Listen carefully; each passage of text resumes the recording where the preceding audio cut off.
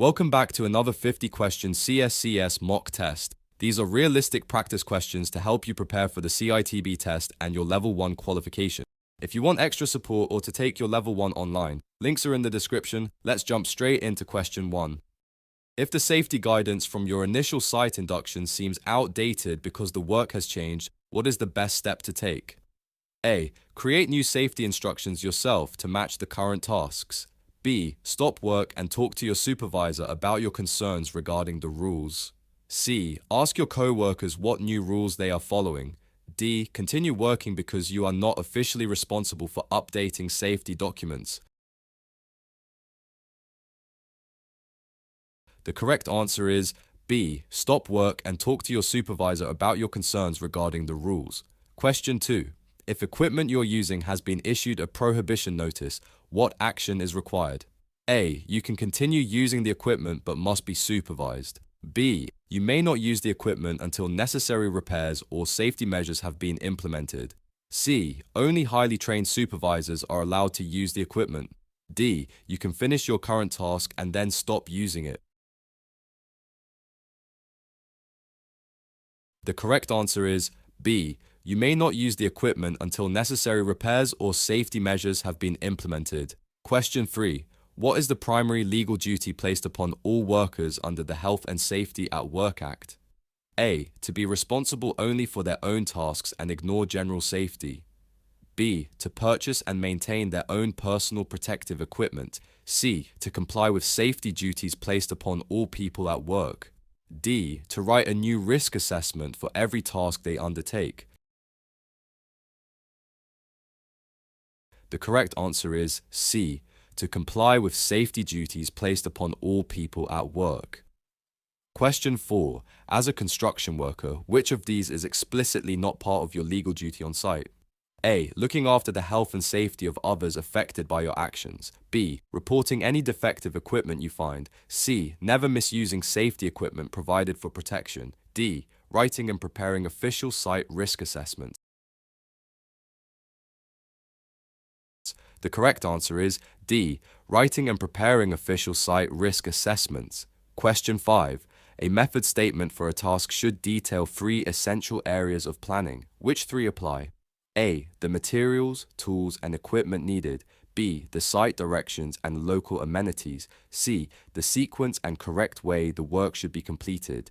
D. The competency levels and required training for the personnel involved. The correct answers are A, C, and D. Question 6. If you discover that you cannot perform a job exactly as detailed in the method statement, what must you do? A. Adjust the work method yourself to make it safe.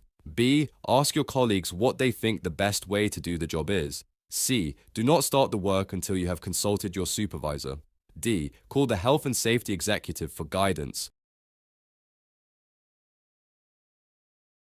The correct answer is C. Do not start the work until you have consulted your supervisor. Question 7. What is a toolbox talk? A. A lengthy seminar detailing the company's full safety policy. B. A sales presentation given by equipment suppliers. C. A short training session focused on a single safety topic. D. A detailed report issued by the site manager every Monday morning. The correct answer is C. A short training session focused on a single safety topic. Question 8. What is the significance of reporting a near-miss incident on site? A. It is legally required under the CDM regulations for all incidents. B. The main goal is to learn from the event so you can prevent a future injury or accident. C. The main goal is to find someone to blame for the potential problem. D. It helps satisfy the requirements of the site's insurance policy.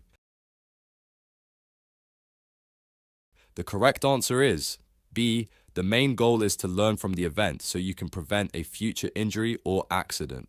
Question 9. If you are injured at work, which type of accidents must be recorded in the official accident book? A. Only injuries that require a visit to the hospital. B. All accidents that result in any form of injury. C. Only major injuries such as a broken bone. D. Only accidents that involve expensive damage to machinery. The correct answer is B. All accidents that result in any form of injury. Question 10. Which of these personal identifiers is not required to be recorded in the site accident book? A. The injured person's home address. B. The nature and details of the injury sustained. C. The date and time the incident occurred. D. The injured person's national insurance number.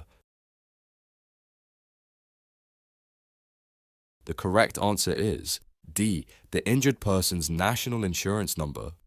Question 11. If a worker is injured and the details are recorded in the accident book, what is the mandatory retention requirement for this confidential record? A. It must be destroyed once the injured person returns to work. B. It must be kept in a public place for anyone to read. C. It must be retained as confidential for a minimum of 3 years under the Data Protection Act. D. It must be sent directly to the employer's insurance company immediately. The correct answer is C. It must be retained as confidential for a minimum of 3 years under the Data Protection Act. Question 12. If your doctor confirms you have contracted Weil's disease due to your work, why must you inform your employer? A. Your employer needs to warn all colleagues to avoid you. B. The employer must report this type of occupational illness to the health and safety executive. C. The worksite will be closed down immediately due to the disease risk. D. The employer will arrange a replacement doctor for you. The correct answer is B. The employer must report this type of occupational illness to the health and safety executive. Question 13. If you're involved in a dangerous incident on site where no one was injured, a dangerous occurrence, who should you report this information to first? A. The client who owns the project. B. The health and safety executive. C. Your immediate site supervisor or the site manager. D. The entire workforce. The correct answer is C. Your immediate site supervisor or the site manager. Question 14. If you are told that you have hand-arm vibration syndrome from your doctor, what should your next action be? A. Keep the information secret to avoid getting into trouble. B. Inform your site supervisor or employer immediately. C. Only tell your close workmates. D. Assume it is not a serious condition and carry on working. The correct answer is B. Inform your site supervisor or employer immediately. Question 15. What item should absolutely not be included in a standard construction site first aid box? A. Standard bandages and dressings. B. Safety pins and wound closure strips. C. Prescription medication or over-the-counter painkillers. D. Disposable plasters. The correct answer is C. Prescription medication or over-the-counter painkillers. Question 16. Is an employer legally required to provide a first aid box on a construction site? A. Yes, all construction sites must have at least one first aid box. B. No, only if the site employs more than 50 people. C. No, there is no legal duty to provide first aid equipment. D. Yes, but only if the work involves hazardous materials. The correct answer is A. Yes, all construction sites must have at least one first aid box.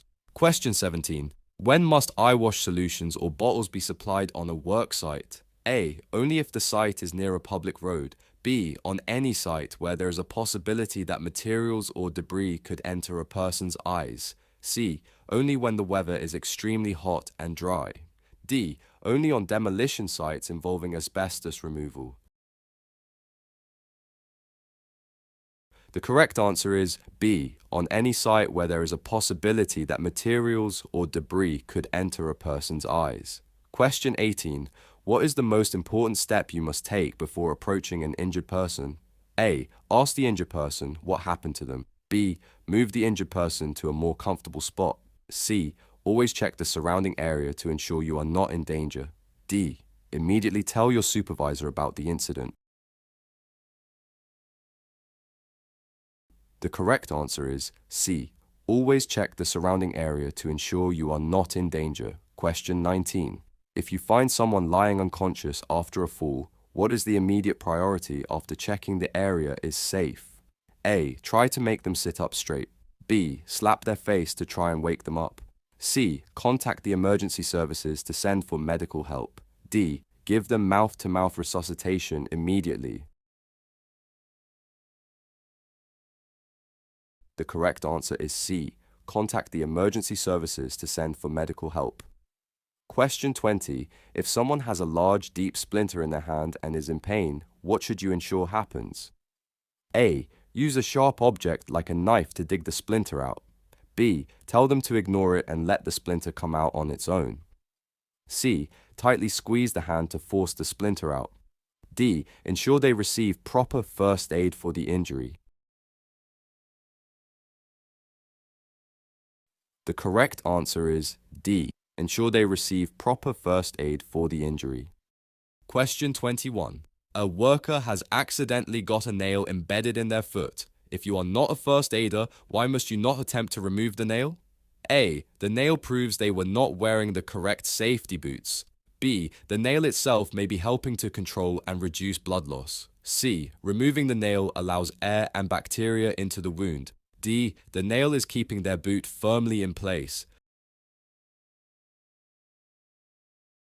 The correct answer is B. The nail itself may be helping to control and reduce blood loss. Question 22. What is the recommended immediate treatment for a severe burn on a worker's hand? A. Rubbing barrier cream or Vaseline into the burn area. B. Wrapping the burn tightly in a clean handkerchief. C. Placing the burned area under cold running water or in a cold bath. D. Instructing the person to keep moving their hand to exercise it. The correct answer is C. Placing the burned area under cold running water or in a cold bath. Question 23. If you discover that the site wash facilities are always dirty or the toilets are not flushing, what is your correct action? A. Try to avoid using the site facilities until you get home. B. Try to fix the broken toilet yourself. C. Report the lack of hygiene or the fault to the person in charge of the site. D. Use the toilets in a nearby public cafe or pub instead. The correct answer is C. Report the lack of hygiene or the fault to the person in charge of the site. Question 24. Why should workers avoid using solvents like white spirit to clean their hands? A. Solvents are too expensive for everyday cleaning. B. Solvents carry harmful bacteria that attack the skin. C. Solvents remove the protective natural oils from the skin. D. Solvents block the pores of the skin, causing redness. The correct answer is C. Solvents remove the protective natural oils from the skin. Question 25. How does the bacteria that causes tetanus typically enter the human body from contaminated land or water? A. Through the nose when breathing. B. Through the mouth when eating or drinking. C. Through an open cut or broken skin barrier. D. Tetanus does not affect people, only animals.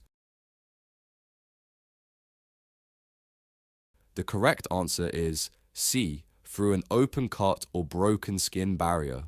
That's part 1 complete. Take a quick break if you need to, then move on to the next 25 questions.